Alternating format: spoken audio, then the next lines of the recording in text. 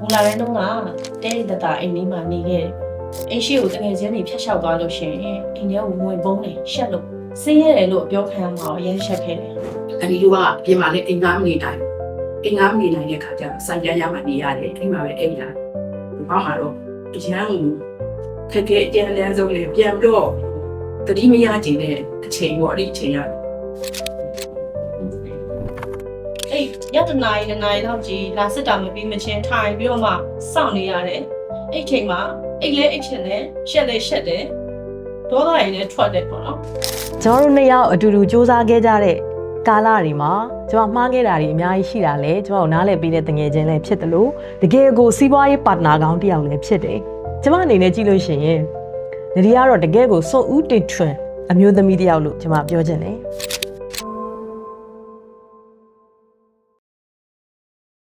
မင်္ဂလာပါကျွန်မတို့ Joy Detox and Healthy Meal ရဲ့ CEO and Founder တနတီဦးပါ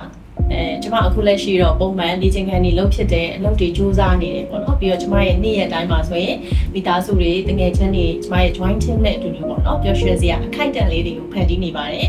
အဓိကကတော့ကျွန်မကိုအများကြီးချစ်တတ်ဖို့အတွက်စူးစမ်းနေတယ်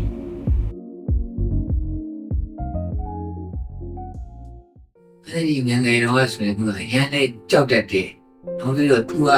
လူရင်နာတစ်ခုကိုမရရင်မဖြစ်ဘူး။မရရအောင်ယူရင်လည်းစိတ်ကသူ့မှာရှိတယ် သူလိုချင်တာဆိုရင်သူကဒီပါးကြီးရှိတာမရှိတာဟုတ်တိတ်တော့ခေါင်းနဲ့မထည့်လိုချင်တာကိုကြားမှဖြစ်တယ်အဲ့လိုစိတ်ရှိတဲ့လူမျိုးအလုပ်တစ်ခုလုပ်ရင်လည်းဆွဲရှိတယ်ငငယ်ကလေးတွေကစားကြရင်လည်းဒီဥစ္စာကိုသူရအောင်ရရမယ်ဆိုရင်ရမှာသူကလူကြောက်တက်တယ်နောက်ပြီးစင်းရဲတယ်စင်းရဲတယ်ဆိုတာကိုလူတွေသိမှာပဲသူကရမ်းကြောက်တယ်အဲ့ဒီစာတန်းရလေးလားဘယ်လိုလုပ်မေးလို့ရမှာလဲနော်ကျွန်တော်ဘဝမှာအမြဲတမ်းလည်းအမှတ်ရနေမယ်ဘယ်တော့မှလည်းမေးလို့မရမယ်ငင်ဘဝရဲ့အပိုင်းခြားတစ်ခုပါပဲအဲ့ဒီတော့ကကျွန်မတက်9နှစ်ကနေ22နှစ်အထိပေါ့နော်တက္ကသိုလ်ကျောင်းဝင်းတစ်ခုရဲ့ကန်ကျင်းဟာစိုက်တန်းရမှာနေခဲ့ရတယ်ဒီနေ့နေရာအကြောင်းကွေးပလာတာစမှုစာတွေကြော်ရောင်းတယ်ဆေးဘီဝင်းကျင်လောက်ရှိတဲ့အခန်းလေးထဲမှာမိသားစု၄ယောက်နေခဲ့ရတာပေါ့နော်အဖေနဲ့အမေရဲ့ပေါင်လေးရဲ့ပေါ့တော့စားလဲဒီနေရာအိတ်လဲဒီနေရာလောကကြီးဆိုတာအရန်ကိုစူညံနေတဲ့နေရာတစ်ခုပဲလို့ငယ်ဘဝကထင်ခဲ့တာဆိုင်နေအများကြီးစုနေတဲ့နေရာဆိုတော့တန်နေရောတချင်းတန်နေရောစူညံပွက်လို့ရိုက်နေတာပေါ့နော်ဆိုတော့ဘယ်ဘက်ဆိုင်ကဇဝတ်ထုတ်တချင်းဖွင့်လို့ရှိရင်ညာဘက်ဆိုင်ကဆက်ဆိုင်တချို့ဆိုင်တွေဆိုလို့ရှိရင်မို့တချင်းတစ်ခွေလေးကိုပဲတစ်လားလုံးဖွင့်တဲ့ဆိုင်တွေလည်းရှိတယ်ပေါ့နော်ဒါပေမဲ့လည်းအများကြီးတော့ပြောခဲ့ရပါတယ်တချို့ညတွေမှာတာဝန်ရှိတဲ့သူတွေကကျမတို့ရဲ့ဆိုင်ကန်းတွေကိုလာစစ်လို့ရှိရင်ထွက်ပြေးရတဲ့အချိန်ပေါ့နော်ကန်တင်းမှာကြတော့လူအိတ်လို့မရအောင်မိသားစုနေလို့မရအောင်ဆိုင်ဆောင်တယောက်ပဲအိတ်လို့ရတယ်မိသားစုနေတယ်အိတ်တယ်ဆိုတာမိလို့ရှိရင်ဆိုင်ကန်းသိမ်းခံရမယ်တနည်းအားဖြင့်ဆိုင်ကိုဆက်မငားတော့ဘူးကျမတို့မိသားစုက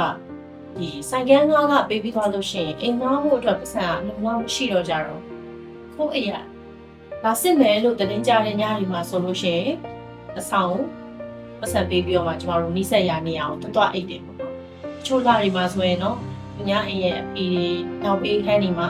ငားထားပြီးတော့မှညဘက်အိတ်တယ်အဲ့ဒါလည်းလာတိုင်းတော့မငားထားနိုင်ဘူးပေါ့နော်ဆိုင်မှာအိတ်တဲ့ညတွေလာစစ်မယ်လို့တရင်မကြပဲနေမှာလာစစ်လို့ရှိရင်တော့တိုင်ပတ်ပြီပေါ့ညတနာရီလောက်မှာဒီကနေကျမတို့လက်ကုပ်ပြီးတော့တိုးလေးနှုတ်ပြီးတော့မှထွက်ပြေးရတယ်ပေါ့နော်အဲ့ညတနာရီလောက်ကြီးလာစစ်တာမပြီးမချင်းထိုင်ပြီးတော့မှစောင့်နေရတယ်အဲ့ချိန်မှာအိတ်လဲအိတ်ချင်တယ်ရှက်လဲရှက်တယ်ဒေါသရည်နဲ့ထွက်တယ်ပေါ့နော်တချို့ညတွေမှာဆိုလို့ရှိရင်လည်းဒီည7 နာရီလောက်မှကပ်ပြီးတော့စစ်မယ်ဆိုတာသိလို့ရှိရင်ဘယ်သွားအိတ်လို့အိတ်ရမှာမသိဘူးအဲ့ဆိုအနီးဆက်ရာတွေကိုမှဘေးကအတော်တွေရဲ့အမျိုးတွေကိုပါလို့ဖုန်းဆက်ပြီးတော့မှအမလိုင်းကားနဲ့ညာရင်းချင်းပဲသွားအိတ်ရတဲ့ခိုင်လေးရှိတယ်မှတ်ရဆိုရင်အဲ့ဒီညမှာတငယ်ချင်းတယောက်ရဲ့အိတ်ရှိရဖြတ်သွားတယ်အဲ့ချိန်မှာတကယ်ကြီးကစောက်ဖတ်နေတဲ့အချိန်မှာဒီဘောအခြေအနေတွေကကွာခြားနေတဲ့အချက်ပေါ့နော်ကိုယ့်ရဲ့ဘောကလက်ရှိအခြေအနေတအားကိုနားကျင်ခဲ့ရတယ်ဆိုတော့ကျွန်မငယ်တော့ကစတောင်းခဲ့မှုတယ်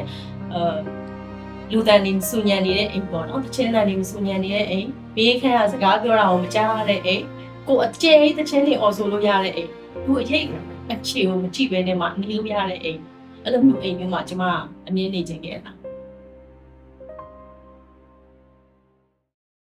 စီးရဲတဲ့စာအုပ်ကလူတိမှာကြောက်တယ် တိတ်ငယ်စိတ်တွေနဲ့ကျမမှာရှက်စိတ်တွေနာကြီးစိတ်တွေလည်းအများကြီးရှိတယ်။အားနာတတ်တဲ့အဖေကိုလူတွေကခိုင်းလို့ရတယ်ဆိုပြီးတော့မှခိုင်းနေကြတာပဲကျမမကြိုက်ဘူး။ခံပြင်းနဲ့နာကျင်ရတယ်။ဖေနဲ့အမေကအရန်ကိုအလုပ်ကြိုးစားတဲ့သူတွေဖြစ်ကြတယ် ။ကျောင်းထားဖို့စံသူများစီကချီးတယ်ကားတယ်လုံပြောတောင်မှာပဲထားတဲ့ချိန်နေပေါ့တော့။ကိုယ့်သမီးတွေကိုရမ်းတနာတယ်အဲ့ဒီချိန်မျိုးဆိုရင်ဘာမှတော့အရန်